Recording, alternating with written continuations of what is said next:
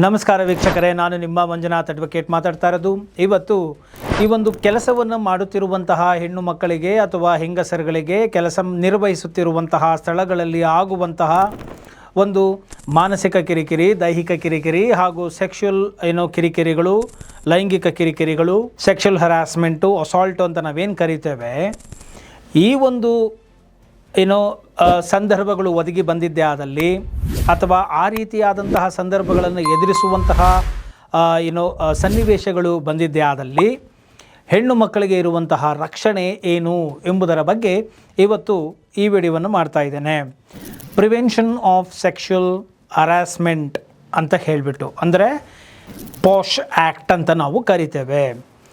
ಇದು ಆದಾಗ, ಅಂದರೆ ಇಂತಹ ಒಂದು ಸಂದರ್ಭಗಳು ಬಂದಾಗ ಆ ಒಂದು ಕೆಲಸ ಮಾಡುತ್ತಿರುವಂತಹ ಸ್ಥಳಗಳಲ್ಲಿ ಒಂದು ಇಂಟರ್ನಲ್ ಕಂಪ್ಲೇಂಟ್ ಕಮಿಟಿ ಅನ್ನೋದು ಇರಬೇಕಾಗತ್ತೆ. ICC ಅಂತ ಹೇಳಿ ಕರಿತೇವೆ. ಅಥವಾ ಅದನ್ನು ಡೊಮೆಸ್ಟಿಕಲ್ ಎನ್ಕ್ವೈರಿ ಕಮಿಟಿ, ಡೊಮೆಸ್ಟಿಕಲ್ ಎನ್ಕ್ವೈರಿ ಅಂದರೆ ಇಂಟರ್ನಲ್ ಎನ್ಕ್ವೈರಿ.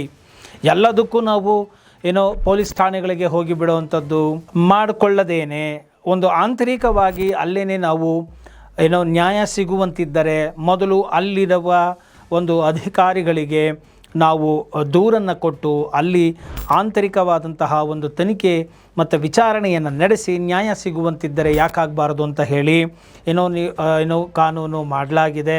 ಇದರಿಂದ ಸಮಯಗಳು ಉಳಿಯುತ್ತೆ ಹಾಗೂ ಸುಮ್ಮನೆ ಕೋರ್ಟ್ಗಳಿಗೆ, ಠಾಣೆಗಳಿಗೆ ಅಲಿಯುವಂತಹ ಒಂದು ಪ್ರಸಂಗ ಬರಬಾರದು ಅನ್ನೋದು ಇದರ ಉದ್ದೇಶ.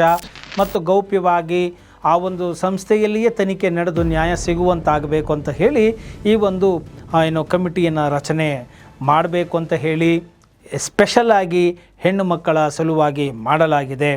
ಸೊ ಆದ್ದರಿಂದ ಈ ಒಂದು ಪೋಶ್ ಆ್ಯಕ್ಟಿನ ಒಂದು ಸದುಪಯೋಗ ಏನಿದೆ, ಇದನ್ನು ಹೆಣ್ಣುಮಕ್ಕಳು ಉಪಯೋಗಿಸಿಕೊಳ್ಳಬೇಕು. ಮತ್ತು ಎರಡನೆಯದಾಗಿ ಇರುವಂತಹ ಪ್ರಿವಿಲೇಜಸ್ಗಳು ಏನಪ್ಪ ಅಂತ ಹೇಳಿದ್ರೆ, ಈ ಒಂದು ಮೆಟರ್ನಿಟಿ ಲೀವ್ ಅಂತ ಹೇಳಿದರೆ ಒಂದು ಗರ್ಭಧಾರಣೆಯನ್ನು ಮಾಡಿ ತಾಯಿತನದ ಒಂದು ಸವಿಯನ್ನು ಅನುಭವಿಸುವಂತಹ ಸ್ಥಿತಿಯಲ್ಲಿ ಇರುವಂತಹ ಗರ್ಭಿಣಿಯರಿಗೆ ಮೆಟರ್ನಿಟಿ, ತಾಯಿತನದ ಒಂದು ರಜೆ ಅಂತ ಹೇಳಿ ನಾವು ಕರೆಯಬಹುದಾಗಿದೆ. ಅಂದರೆ ಹೆರಿಗೆ ರಜೆ ಅಂತಲೂ ಕೂಡ ನಾವು ಕರಿತೇವೆ. ಇದನ್ನು ಸರಿಸುಮಾರು 26 ವಾರಗಳ ತನಕ ಅವರು ರಜೆಯನ್ನು ಪಡೆಯಬಹುದಾಗಿದೆ. ಅದು ಪೇಮೆಂಟನ್ನು ಮಾಡಬೇಕಾಗತ್ತೆ. ಅದಕ್ಕೆ ಅವರು ಒಂದಷ್ಟು ನಿರ್ದಿಷ್ಟ ಕಾಲಾವಧಿಯಲ್ಲಿ ಸಂಸ್ಥೆಗಳಿಗೆ ಸೇವೆಯನ್ನು ಸಲ್ಲಿಸಿದ್ದೇ ಆದಲ್ಲಿ ಮೆಟರ್ನಿಟಿ ಲೀವ್ಗಳನ್ನು ಅವರು ಪಡೆದುಕೊಂಡು ಆ ಪ್ರಿವಿಲೇಜಸ್ಗಳನ್ನು ಅವರು ತೆಗೆದುಕೊಳ್ಳಬಹುದು. ಮತ್ತು ವೇತನ ಸಹಿತವಾದಂತಹ ರಜೆಯು ಅವರಿಗೆ ನೀಡಬೇಕು ಅಂತ ಹೇಳಿಬಿಟ್ಟು ಹೇಳಲಾಗಿದೆ. ಇನ್ನು ಲೇಟ್ ನೈಟ್ಗಳು, ಅಂದರೆ ತಡರಾತ್ರಿಯವರೆಗೂ ಕೆಲಸಗಳನ್ನು ಮಾಡ್ತಕ್ಕಂಥದ್ದು, ಈ ನೈಟ್ ಶಿಫ್ಟ್ ಅಂತ ನಾವು ಕರಿತೇವೆ, ರಾತ್ರಿಯ ಹೊತ್ತು ಮಾಡುವಂತಹ ಕೆಲಸಗಳು, ಆ ಒಂದು ಸಂದರ್ಭಗಳಲ್ಲಿ ಲೇಟ್ ಆದರೆ ಆಡ್ ಟೈಮ್ಗಳಲ್ಲಿ ಓಡಾಡುವಂತಹ ಪ್ರಸಂಗಗಳು ಬಂದಿದ್ದೇ ಆದಲ್ಲಿ ಅವರಿಗೆ ಸೂಕ್ತವಾದಂತಹ, ರಕ್ಷಣಾತ್ಮಕವಾದಂತಹ ಮತ್ತು ಸುರಕ್ಷಿತವಾದಂತಹ ಒಂದು ಸಂಚಾರ ಕ್ರಿಯೆಗಳನ್ನು ಅಂದರೆ ಟ್ರಾನ್ಸ್ಪೋರ್ಟೇಷನ್ ಫೆಸಿಲಿಟಿಗಳನ್ನು ಮಾಡಿಕೊಡಬೇಕಾಗತ್ತೆ ಅವರಿಗೆ. ಸೊ ನೈಟ್ ಕ್ಯಾಬ್ಗಳಾಗಿರಬಹುದು, ಇನ್ನೊಂದು ವ್ಯವಸ್ಥೆಗಳನ್ನು ಅವರು ಮಾಡಿಕೊಡಬೇಕು. ಸೇಫ್ಟಿ ಮೆಷರ್ಸ್ಗಳನ್ನು ತೆಗೆದುಕೊಂಡಿರಬೇಕು ಎಂಬುವಂತಹ ಒಂದು ಕೂಡ ರಕ್ಷಣೆಯು ಅವರಿಗೆ ಇದೆ.